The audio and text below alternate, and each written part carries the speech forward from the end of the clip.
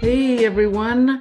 On this episode, episode 72, we will be talking to a psychologist, a true, real, legit psychologist. His name is Alex Langley.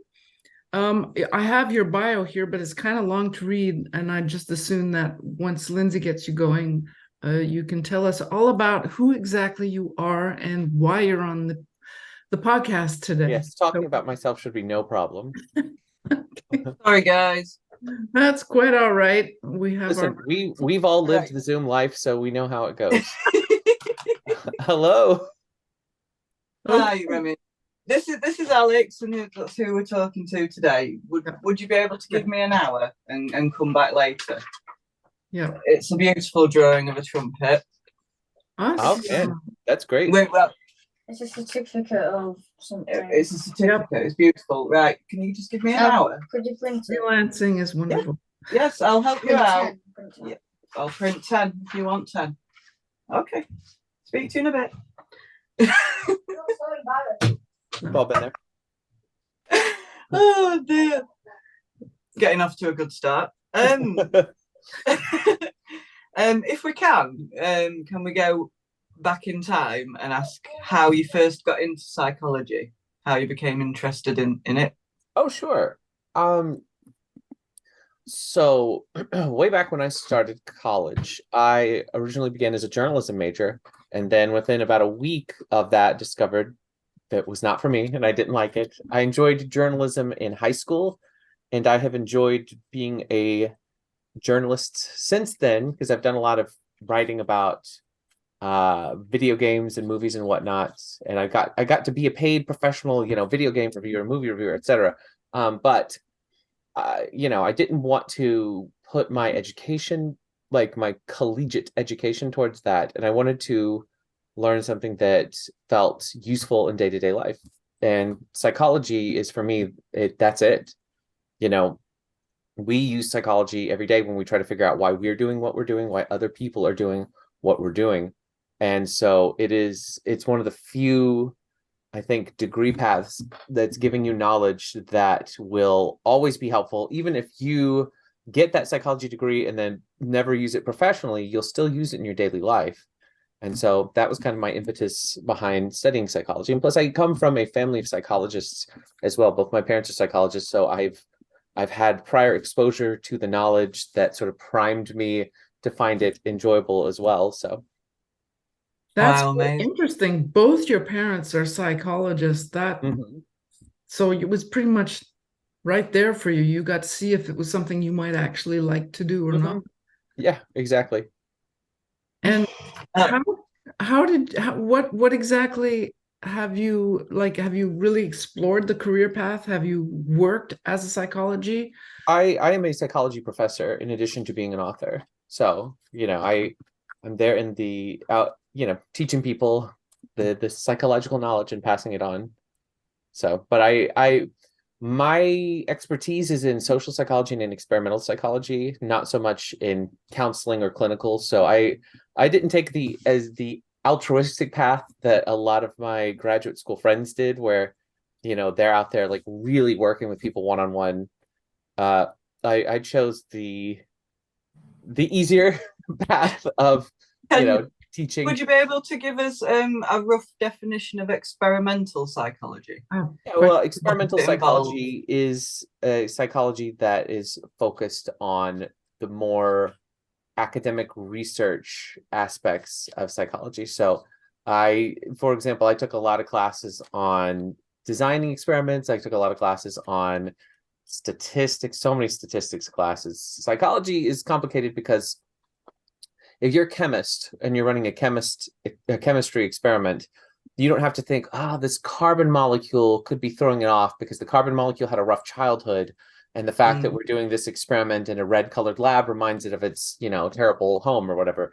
But in psychology, we have a lot of factors like that we have to worry about. So to do any kind of worthwhile psychological research takes a whole lot of extra precautions because, again, chemists don't have to worry about traumatizing the carbon molecules with their experiments, but that's something that we have to be concerned with in psychology. So yeah, it's a focus on creating worthwhile psychological research. Amazing. There's So also a lot of room then for interpretation when you're a psychologist. You're given a set of data from the person that you're examining or discussing with or whatever.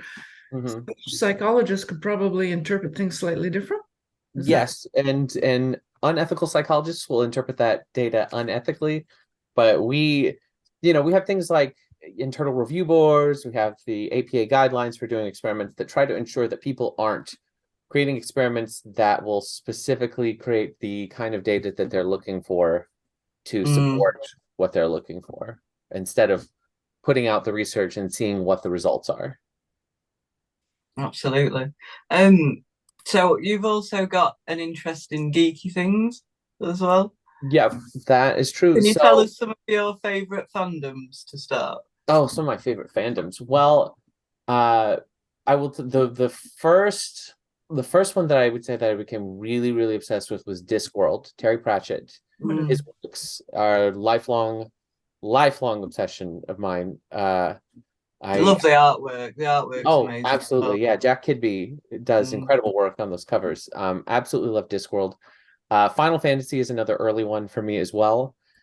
The Final Fantasy games, especially the ones from when I was a kid, eons ago in the 90s, they really were great for people who like to read, because there's a lot of text, it's a lot of talking, and so it's like you're getting a game, but you're also getting a novel to go along with as well. I'll never forget Final Fantasy VII, like racing your same. chocobos and Yeah, absolutely same. Putting so much time into trying to get that gold chocobo, to get the knights around. Yes, so much work into that. And that card game music. Oh, I still remember that. Yeah. The card game, Triple Triad. So how so- did go ahead? No, please go ahead, Lindsey. Well, I was just going to say how you've blended your love of psychology and your love of geeky things to produce mix them together. quite a few books. Well, so I began this professional geeky journey, gosh, 13, I'll just say over 10. I'll just say over 10 years ago, by attending conventions and doing academic panels, because San Diego Comic-Con has a sort of scholarly section of their panels where they will have some academic, nerdy-minded folks come in and speak academically about these different topics. So you'd have, terrific folks like Danny Fingeroth, who has a panel that he loves to do called, who's the most neurotic superhero? And so I would go to panels like these, and I would sometimes participate in panels like these, and I think, I want to continue doing this. I want to continue exploring this. So I just pursued the path as a writer, which led me to eventually getting deals to do different books. That's how I got the Geek Handbook series. That's how I got Make a Nerdy Living. That's how we ended up doing Spiderman Psychology. And we've got a few others too, but that's how I ended up doing lots of book writing, was just through going to the conventions first and foremost and meeting lots of people. The best part of going to these fandom conventions is always the people. Like now, I go to so many of them these days. Like we do panels, we sell books, we talk to folks, and that's the best part. There's so many terrific and interesting folks that I get to meet traveling all over the place that I would have never gotten to meet otherwise. And it's wonderful to hear their different stories, hear what drew them to their different fandoms, what these different stories mean to them. And especially now with the tools that you have with psychology, every person you meet at the convention, you must have a slightly better understanding of what brought them there. And I guess probably some of the same things that brought them to that convention, of their geeky love for whatever it is they went there, has done the same for you. You chose psychology, but then you kind of went into nerddom or geekdom. I don't know what is the more proper, whichever one you want, But you're kind of following the same path as the people who are fans of either your work or just of the conventions that you go to. So why did you decide to make a living or a career out of your fandom? Um, well, there's that old expression, if you love what you do for a living, you'll never work a day in your life.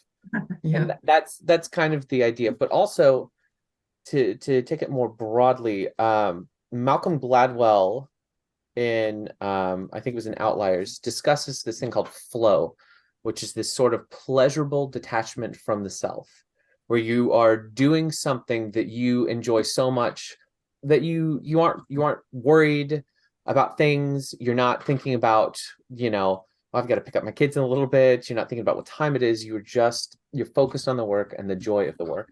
And that for me comes from writing. It comes from writing geeky stuff. It comes from writing fiction. It comes from writing everything. And I have always loved pursuing that flow to my life. And I think most people seek that feeling as well, to where the time is just moving along and they're moving along with it, and they are enjoying themselves so much that they don't have all those little extra worries kind of pecking at them from every Do angle. you have any advice for people who may have lost their flow? Because it has happened to me before where, I just couldn't concentrate as well as I usually do. And like you Mhm. say, those little things popping in your head. And is Mhm. there any way for you to kind of sort that out and deal? I mean, So obviously none of this is simple, but right. Well, of course, listen, you're talking to a psychologist, so yeah, very few things are simple here. Yeah, so my advice for people who are in search of fostering that flow, fostering that creative environment, one is to be very particular about your environment. Carve out a particular space that is your space to do it in. And also to be aware of the fact that creativity comes from different sources and different methods. I'll get a lot of people who say, "Oh, I want to write, but XYZ thing, or I can only do it if whatever." Everybody creates differently. Everybody flows under different circumstances. My dad, for example, when he writes, he likes to have the TV on in the background. It's that little bit of extra noise helps keep his brain moving along. For me, I like to have music, but it's a very specific kind of music. I don't put on music with lyrics in it, for example, because if I start doing that, I'll start typing the lyrics instead of what I'm trying to work on. So as an artist, if I put anything on that's too heavy or too fast, I stop drawing like this. yeah, Like, no, I've got to exactly, yeah. mellow it out. A good friend of mine, Marco Head, who he and I are working together on. We did one volume of a graphic novel I have, Kill the Freshman, and we're doing Kill the Freshman Volume 2. And while he writes, while he draws rather, he likes to have very low key stuff. Like oftentimes it's stuff that he's kind of familiar with, maybe a show that he knows he likes, but he's seen all the episodes of The Simpsons or something like that.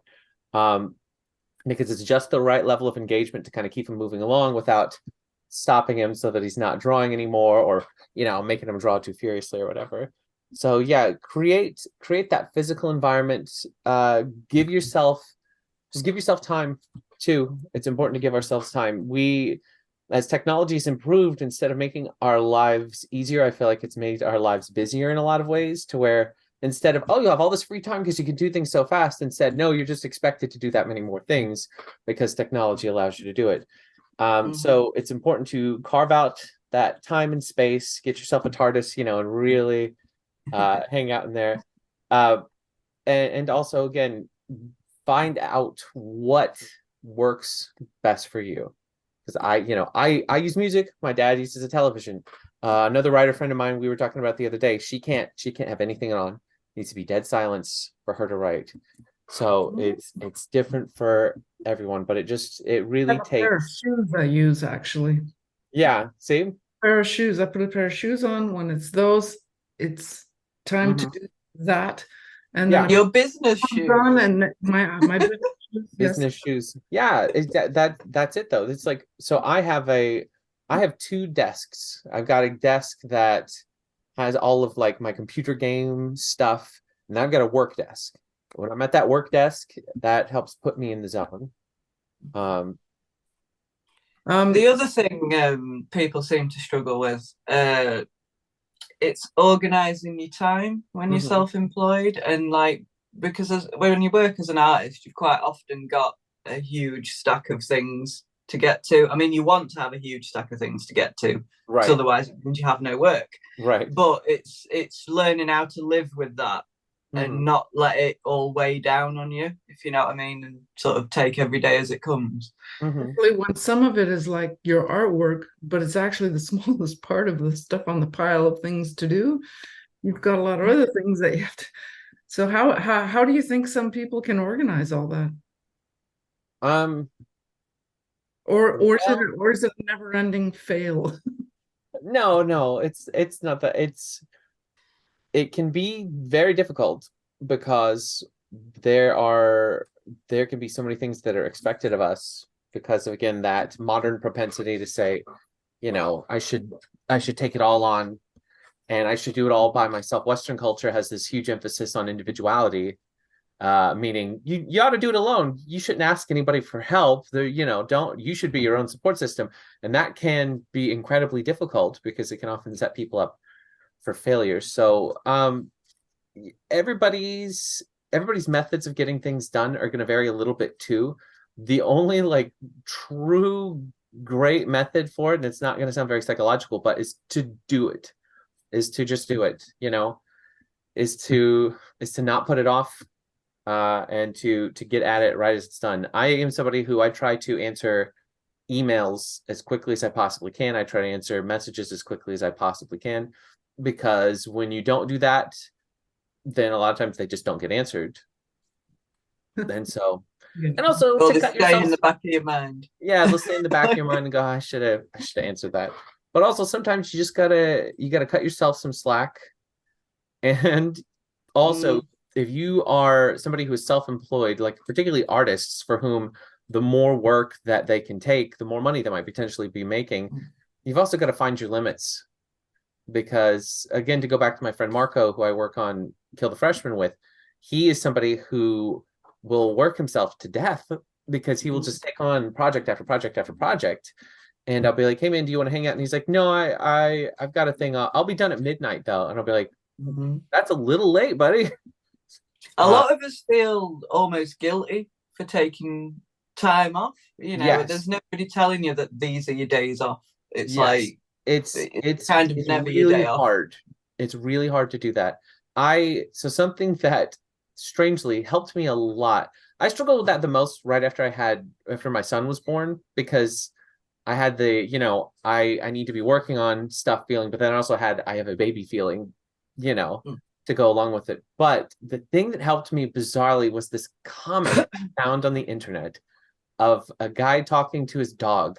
And this guy's, bemoaning. He's like, hi. He's like, I wasted all day. I was playing video games and just kind of goofing off. And his dog magically starts talking and says, if you enjoyed the time that was wasted, then it was not a waste of time.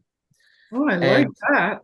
Yeah, because you'll work better if you give yourself that time. We cannot work all the time. We should not work all the time. Stephen King, who tries to write every single day of his life, he isn't writing every single hour of every single day of his life. He takes time in the evenings to hang out with his wife, to walk his dog, to hang out with his kids.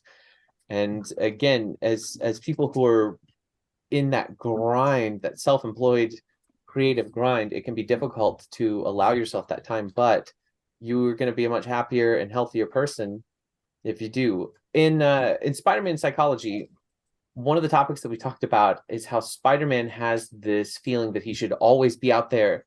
There's probably somebody that he could be helping all the time. And there are so many older stories where, like, there's an early story where he breaks his arm and he is out there trying to be Spider-Man, and he's doing a terrible job because he's got a broken arm. And eventually he's so exhausted, he passes out and he just falls asleep for about a day. When he wakes up, he pops that cast right off because he'd finally given himself enough time to heal. And he has several story arcs like that. And all of us can sometimes be a little too much like Spider-Man in that we're trying to go out and do it all the time, when sometimes the thing you absolutely have got to do is to stop, take a break, allow yourself to relax. If you don't, I mean, with all the people you've met on your journeys, have you noticed, is there any difference with creative people that you find were more sensitive or more prone to depression or anxiety, or Hmm. have you noticed anything like that with creatives, or Uh, are we all kind of I I don't know if creative people are more prone to, I'll just speak broadly and say mental illness. I don't know that they're more prone to that, but I will say that they are more prone to expressing it because that, who we are informs what we make. And so somebody who is depressed, you look at Van Gogh, for example, you can track his bipolar disorder based on his creative output. When he's in a manic stage, we see lots of yellows, lots of sunflowers. When he's in a depressed stage, you see lots of blues, lots of very depressing imagery. And so, yeah, with creative people, what they're going through is more obvious because they are expressing that through their work. Sometimes they are inadvertently expressing that through their work. Like Stephen King, to go back to him with The Shining, is inadvertently about his alcoholism, but he didn't quite realize it was until he was partway through the book going, Wait a I minute. think there might be a theme here that I didn't intend to put in. yeah, fascinating. So, to bounce off the little thing you mentioned about video games, spending all day, is it actually legitimate then for creative people to spend some time playing video games to feel better, or Oh, absolutely. Yeah. Video games are terrific. My master's thesis was on video games. It was on video game addiction specifically. So I am a wholehearted supporter of video games, both as a means of storytelling, as a means of story reception, just as a means of blowing off steam. There's so many different terrific and valid ways that people can enjoy video games.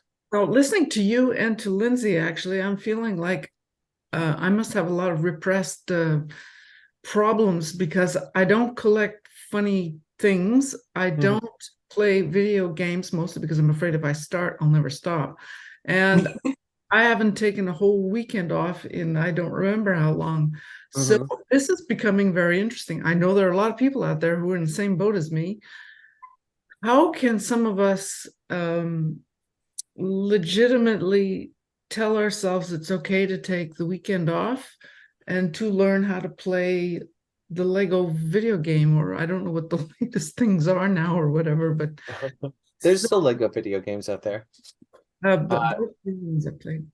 How to cut yourself some slack, basically. Well, so there is, I'll go back to the scholastic example. There is a phenomenon where if people are studying too much within a short span of time, your ability to retain information craters.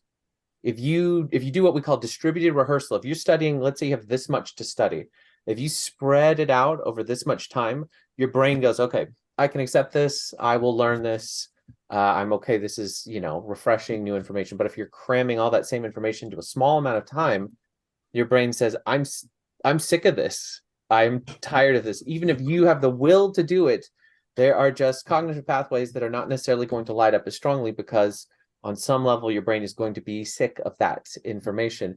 And the same thing applies to many aspects of our lives where we're not going to be learning new things as efficiently and we're not going to be expressing them as efficiently because we have been forcing ourselves into that grind of, I just need to go at it instead of taking a moment to rest a little bit. If you look at the mind as a muscle, I don't know a whole lot about working out professionally because I'm a professional geek, not a bodybuilder, but I do know that folks who are really focused on working out are not going to work the exact same muscle group every single day because it's not going to be as effective and you're going to be more likely to injure yourself. But if you spread it out, if you mix things up, do different muscle groups, do different mental muscles, then it's going to help you perform better creatively.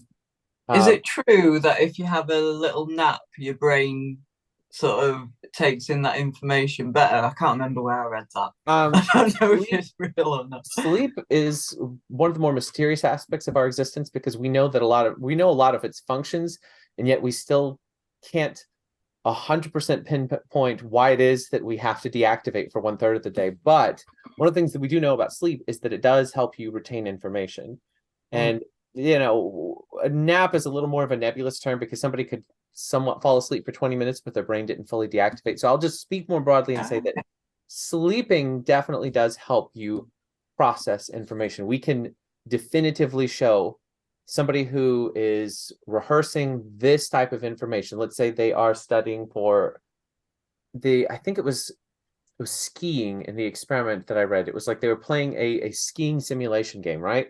So they're doing that, and then they go to sleep, and then when they wake up, they are much better at that skiing simulation game than they were right before they went to sleep, because their brain is still going back over that information. So even if we sleep, even if we rest, even if we take a break, our brains are still working. It's something I learned a while ago. I don't know how true this is either. Was that you often get some of your best creative ideas just as you fall into sleep. Mm-hmm. And I've noticed that does happen to me. But if I don't wake myself up and write it down, it's gone in the morning. But if I do wake up and write it down, then I remember it in the morning anyway. So the next time you think, oh, well, I'm going to remember it, and then you don't. Right. You have to wake yourself up. It varies from person to person, but yeah, a lot of people will get their best creative ideas because when you're going to sleep, you're not doing anything but sitting there and thinking. And so that's when you're allowing your brain to take that break. And in doing so, it may come up with some great new ideas. And also just the sheer act of writing something down does make it more likely that we are going to remember it. That's why I keep a notepad next to my bed. It's full of manic scribbles that sometimes I'll wake up and say, well, I don't know what that says at all. But I give it a shot. I used to write all my dreams down, actually, because I'm one of those people that dreams every night, all night. Yeah, that's common. Lots of people will keep those dream journals. Yeah.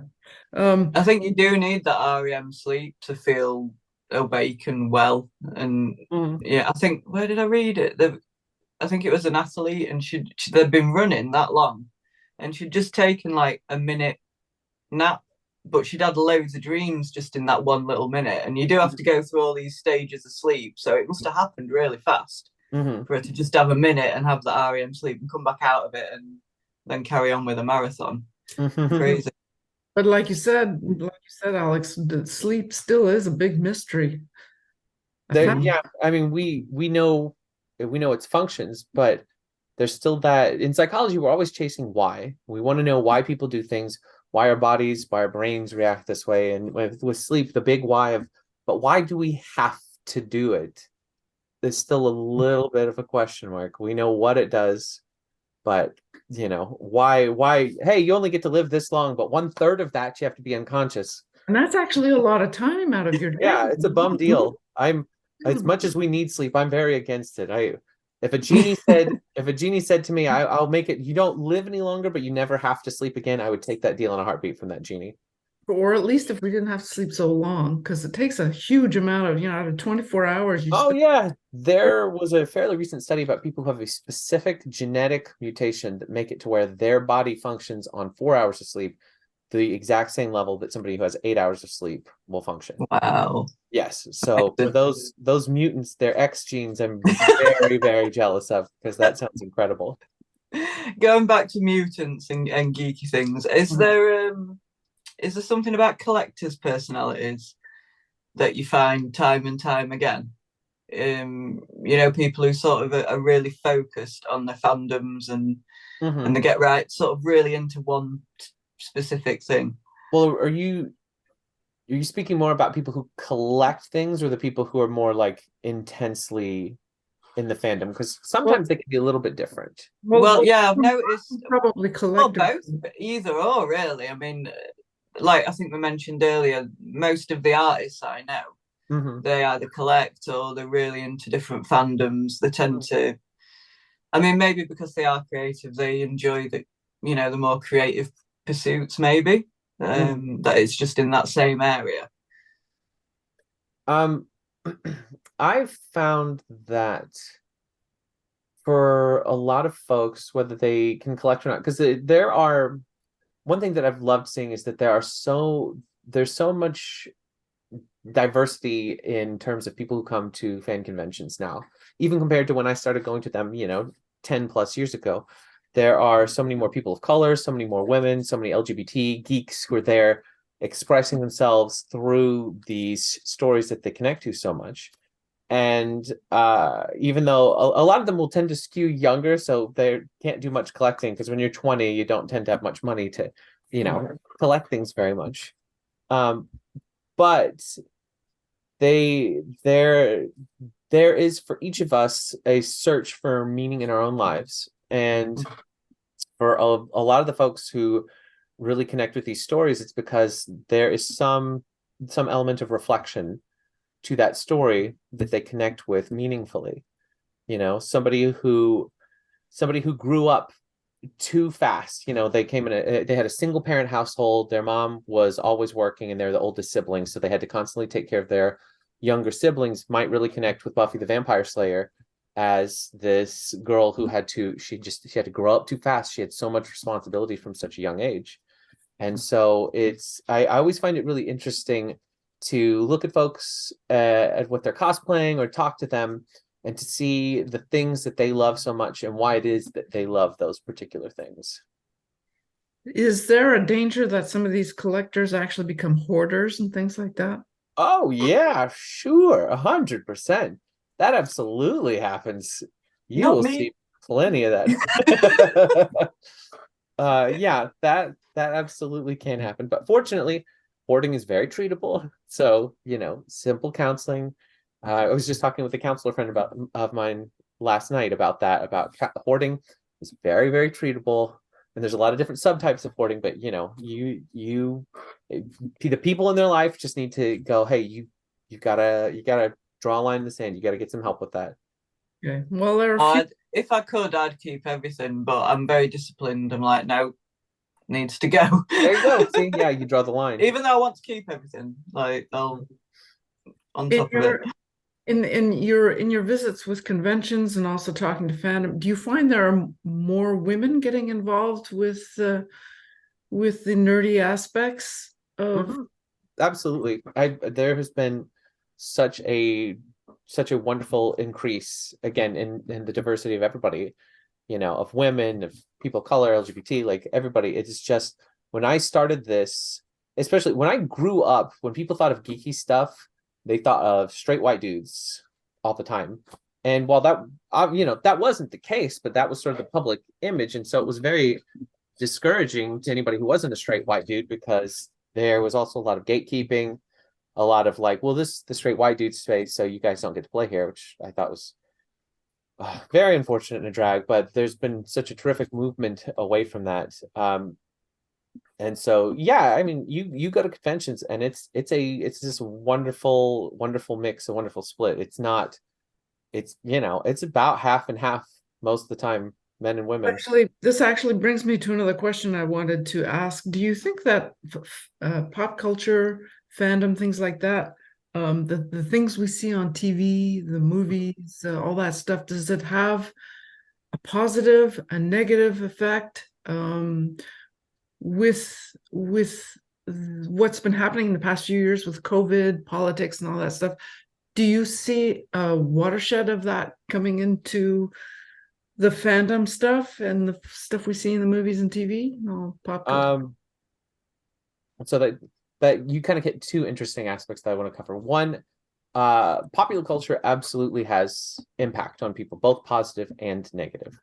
A very direct, very simple example I can give for that is that I know that after Black Panther premiered, there was a large upswing of African American men volunteering for mentorship positions to mentor other young men. So that simple act of having this positive role model with whom they could connect more directly led them to engage in that pro-social behavior. And we can see small examples of that with kids. It's very simple to do a lot of research on superhero stuff with kids, because you can do something like it was a study about getting kids to eat their vegetables. And it was found that it was much easier to get kids to eat their vegetables if you would remind them that, Spider-Man, he always eats his vegetables. Batman eats his vegetables. And there was a significant difference between the kids who had that prompt versus the kids who didn't, as to whether or not they were more inclined to eat their vegetables. So you can definitely see the pro-social, the positives there. You can also see plenty of negatives, which is why it's so important to have representation in media. It's important to have representation in front of the camera and behind the camera, so we don't get this continual reinforcement of harmful stereotypes that get reinforced in people's minds. I think that's how men and women are supposed to interact. That's how we should interact with, people of color, LGBT, etc. So yeah, the stories we consume, we create them, but they also create us. It's a reciprocal cycle. And then I'm sorry, I hit that answer so hard I forgot. Oh, the reflection of COVID in our popular culture. Some, not too much. I've been looking for that because I've been curious to see if it is reflected. And what I've largely found is that while it is sort of like touched upon, while there are COVID aspects of it here and there, for the most part, people have not wanted to inject COVID into their stories, because I think we just want to get away from it, because it's still, COVID is still a disease that's out there. People are still dying from it. Not enough people are vaccinated, and not enough people are, playing it safe and thinking, this feels like a cold. It's probably nothing. I can go visit my grandma, even now. So I think that down the road, we will continue to see more stories that reflect COVID. Do you think I'm sorry, do you think that do you think that pop culture can be a safe place for humanity to play with ideas that in real life you're not really allowed to talk about, like guns, like in many places COVID, don't bring it up because... Yeah. I was just gonna say, I'm not even sure YouTube allows you to say the word COVID. They slap a thing on your video, Yeah. Do they? Right. They Okay. do on Twitter. I just didn't know if they, at one point, I don't think they were even allowing you to talk about it. I don't know. They would just automatically pick up on it, because also there's so much rampant misinformation going around through YouTube that they were trying to curtail it somehow. Yeah, popular culture is absolutely a good space for exploring different ideas. I know there have been so many different, gay writers throughout history who have not been able to explore that through their own life because they lived in, repressed societies that did not support this, but they were able to explore it through their own writing.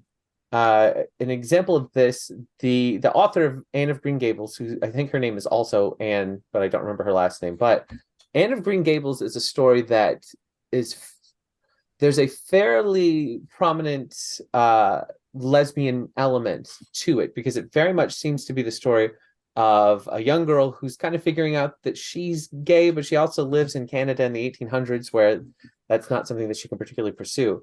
And so she basically has to settle for her guy, who's her friend, who she likes as a friend, but does not seem to be interested in romantically. That's sort of a very much bullet point. I'm sure there's Anne of Green Gables fans out there who are shaking their fists at me, so shortening the version of her story. But if you dig into the author's life, she lived a very similar life. Again, I wasn't there with her, so I can't say definitively, but she very much seems to have been a woman who was gay and could not explore that through the constraints of society. And so she was able to express that with her writing.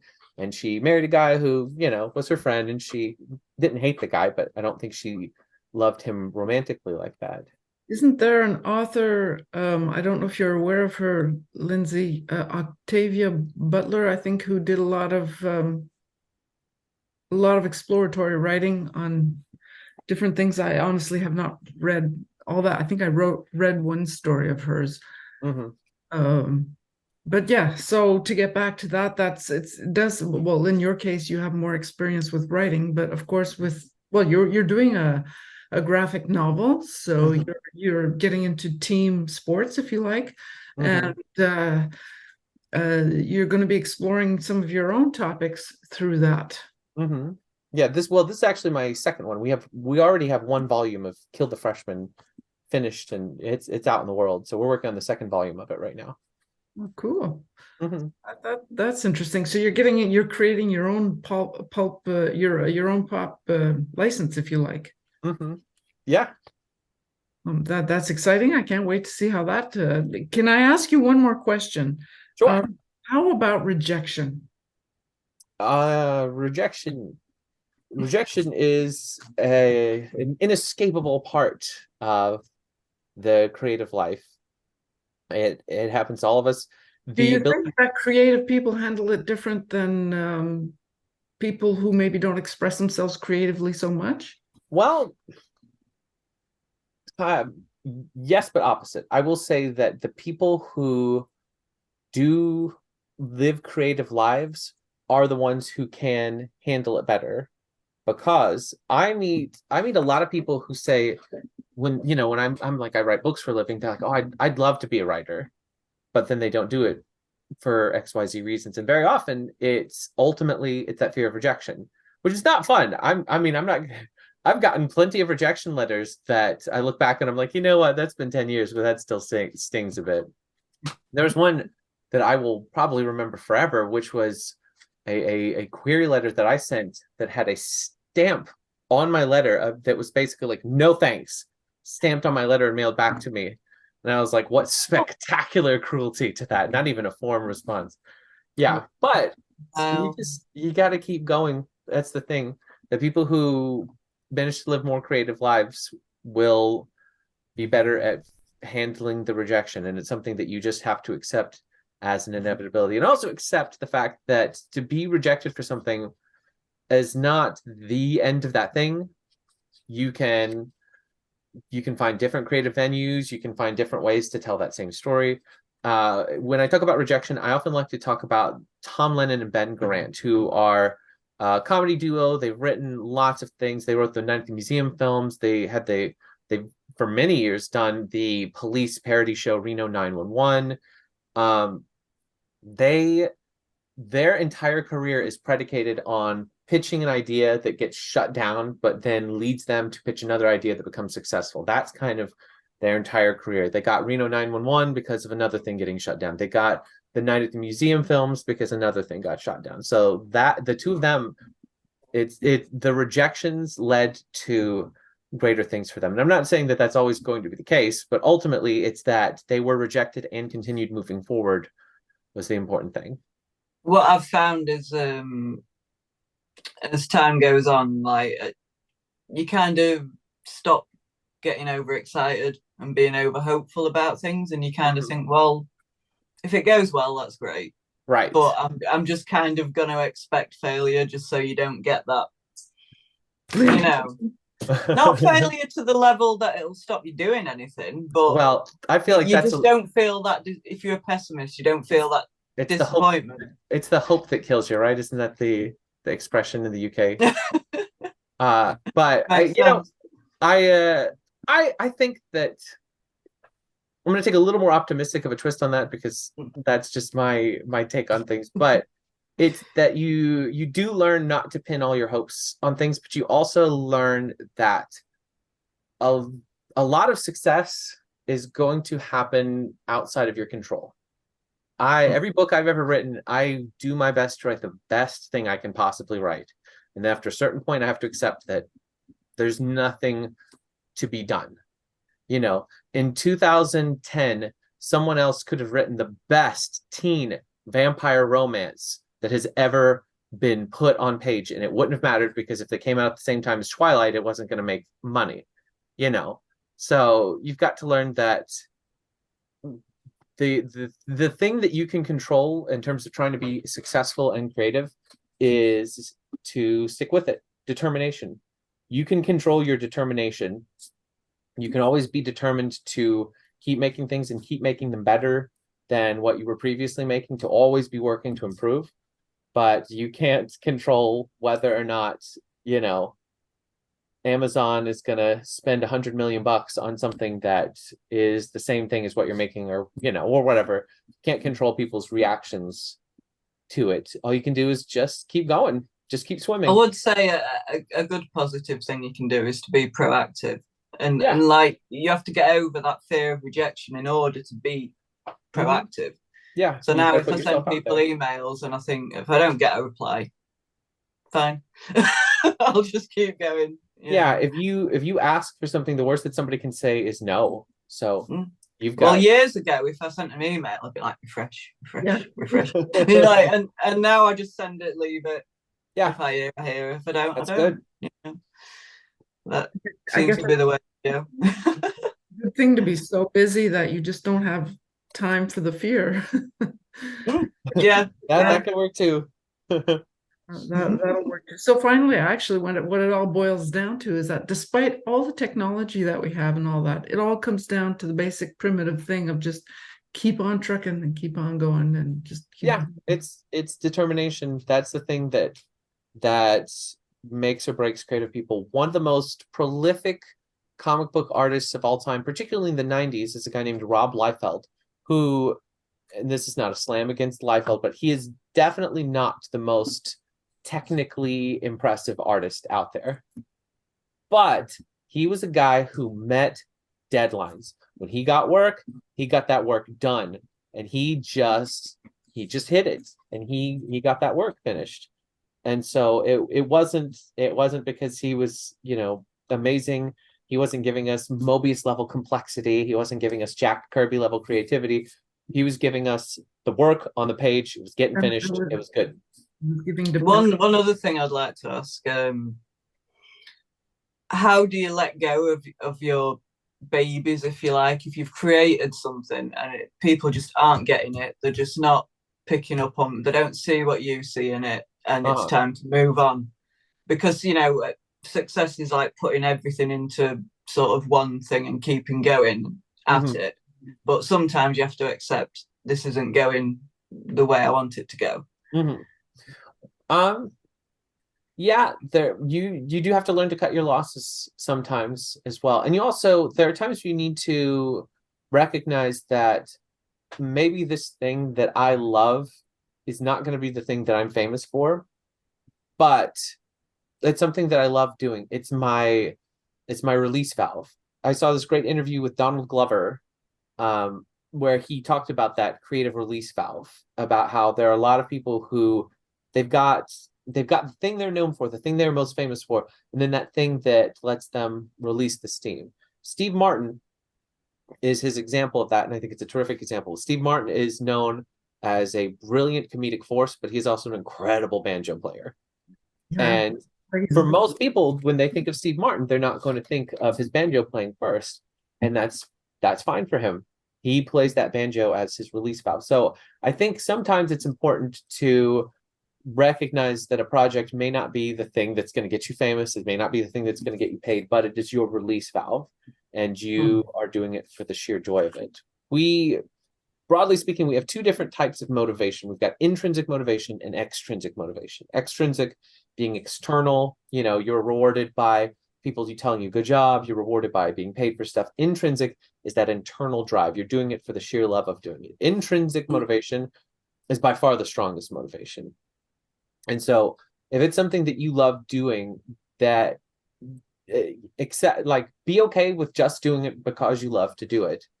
And obviously, you would love to get paid for it and you'd love to do that full time or whatever. But if you're just doing it because you love to do it, then you're still better off than somebody who, they work at a tech company and maybe they're making a lot of money, but they hate every minute of it. Then you still have to find that balance of being able to work at the tech company because you need to pay the electricity and keeping yourself time to be creative too. There is a bit of a real world thing where you kind of have to bridge the. There absolutely is. I for a lot of people, you might if you want to follow my path of being a college professor and then also being creative, that's a really terrific path to follow. So that's one recommendation. Easy, everybody can do that. Easy peasy. No problems there. Yeah, I got that. Where can people find you if they want to go to? Will you be in any conventions? Yes, I am. Let's see. I'm trying to remember the names of them. I'm going to be at Dallas Fan Expo in, I think, June. I'm going to be at GalaxyCon Austin, and it's September. I'm going to be at probably at Columbus Fan Expo in December. I think that's it for this year. Yeah. Okay. I think so. What What will you you can be also- promoting while you're there? Which of your works will you be Do what? promoting? Which of Oh, your works will you be promoting? Spider-Man Psychology being the most recent one, that'll be the one that I'm talking about the most. But I always bring all my books. I'm always happy to talk about all of them. So With great power comes great responsibility. that's right. That comes up once or twice in the book. Yeah. I would think so. Yeah. That's kind of interesting, actually. I was going to say we'll have to head on out pretty soon, which we will. But I would like to touch, seeing as you're doing this, the psychology of Spider-Man and all that. I'm someone who I don't really get off on Superman and all that stuff. I mean, it's cool, totally cool, but they're not something I'd really get into. Spider-Man, however, is something that for me I could actually kind of connect with. I don't know about you, Lindsey, but what do you think? I need to send you some Sandman. You need to read it. You need to read it. Sometimes the TV adaptations are good too. But I know, but they won't be able to show on TV. I mean, I've not seen the series, but I very much doubt they can get everything that's in the concerning graphic. concerning your book about Spider-Man, and I guess you've done also with your dad with for Marvel and the psychology of all that. Is there really that much to talk about in a book about the psychology of some of these things? I mean, a whole book? Absolutely. I mean, Spider-Man, the problem was finding where to stop, because he is. So I referenced my friend Danny Fingeroth, his panel that he likes to do, who's the most neurotic superhero? And he always opens with the joke of going, spoiler alert, it's Spider-Man. Spider-Man is this fantastically human character, and I think that's why he has remained so popular for so many years, because on top of being a superhero, he is a regular guy with incredibly regular worries. Batman does not have to worry about paying rent. Clark Kent does not have to worry about his girlfriend being furious with him because he ran off most of the time, because he's been a married man for most of his history. But with Spider-Man, it is a constant balancing act between his drive to do good and also his desire for a regular life. And he has to deal with a lot of everyday garbage that most of us also have to deal with. Insomniac Spider-Man on the PlayStation 4 that just came out a couple years ago, there's this terrific sequence where you're running out of your apartment because you've been locked out, and there's a garbage truck driving away with all of Peter Parker's stuff because his landlord threw it out because he wasn't paying his rent. And so he's trying to chase this truck down, and there's a robbery that happens. And at the same time, also, Aunt May's calling him, and she's like, Peter, you sound like there's something, you sound like you got things going on. And like, that aspect of Spider-Man of being pulled in so many different directions is also something that I feel like we can, as people, really identify with, because there are times where I bet most parents can identify with Spider-Man. yeah, exactly. So yeah, it's that humanity at the core of him. It's like part of what we as fans love about Spider-Man is that he is incredibly noble, but he has those ignoble thoughts. You'll get all those classic panels where it'll be the split, where it'll be the Spider-Man mask on the side, Peter Parker, and you'll have the Peter Parker side of him thinking, I can just let the cops will handle it. I'm just going to go. I'm going to have this great date. And Spider-Man half of him thinking, I cannot let them do that. I have to, I have to go help. And because we have those ignoble impulses, all of us will have times where we think the more selfish thing. We might do the more selfish thing. Spider-Man does that as well, but he will do the right thing in spite of it, even if he's grumbling. I had to miss a date for this, as he, punches out the bank robbers or whatever. Something you said earlier, it reminded me of Megamind. Have you seen Megamind? I think it was when you said, if you release something at the same time as something else, and it wasn't picked up because Minions come out at the same time.